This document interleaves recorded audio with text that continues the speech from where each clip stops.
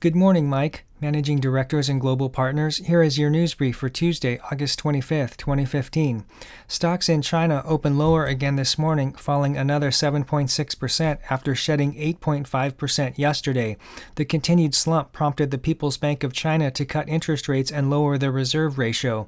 The move is being widely interpreted as recognition that direct government intervention in the stock market via the plunge protection team has failed, and that central bank stimulus is a better tool to prop up stock prices. Here is a list of the policy changes. Effective tomorrow, a quarter-point cut to the benchmark lending rate down to 4.6%, a quarter-point cut to the benchmark deposit rate down to 1.75%. Effective September 6th, deposit reserve ratio reduced by half a point to 18%. An additional half of a point cut to the reserve ratio for rural agriculture-centered banks, and a 300 basis point cut to the reserve ratio for auto finance leasing companies. This is the fifth interest rate cut by the PBOC since last November and the third reserve ratio requirement cut so far this year. We're not sure why the PBOC believes the rate cuts will work this time, since they haven't worked the prior 4 times, and the Federal Reserve recently announced that it has determined that QE and zero interest rates haven't worked in the U.S. So far, the new policies have failed to stop the slide in China, but stock futures in the U.S. responded positively, at least at first. On a side note, the 588-point drop in the Dow marks the first time in history that there have been consecutive days of 500-point losses or more. Next, in the wake of yesterday's continuing stock sell-off, Latin American currencies fell to 22-year lows. The Bloomberg JP Morgan Latin American Currency Index is now at November 1992 levels, and specifically the Mexican peso is now at all-time lows against the dollar, as is Colombia's peso. Its currency fell the most out of the top 31 largest global currencies.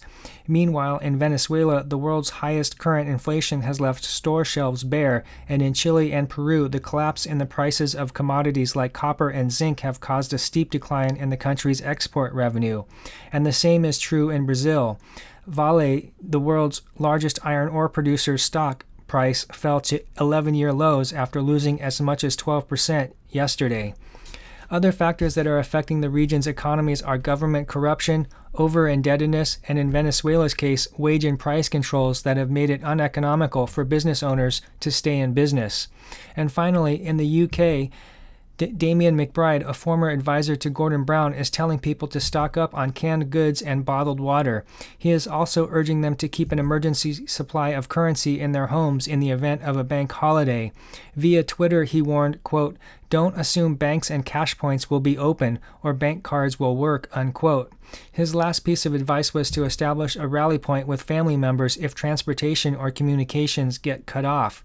McBride worked for Britain's Prime Minister during the financial crisis in 2008.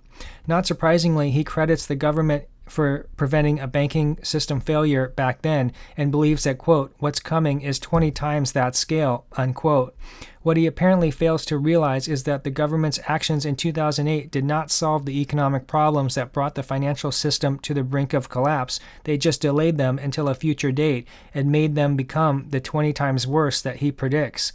Some skeptics ridiculed his dire assessment of the situation as being over the top, but our opinion is that everyone should do their own analysis and take whatever precautions allow them to sleep better at night. After all, it is better to be prepared for a crisis that never comes than be totally unprepared for one that does. And that's your news brief.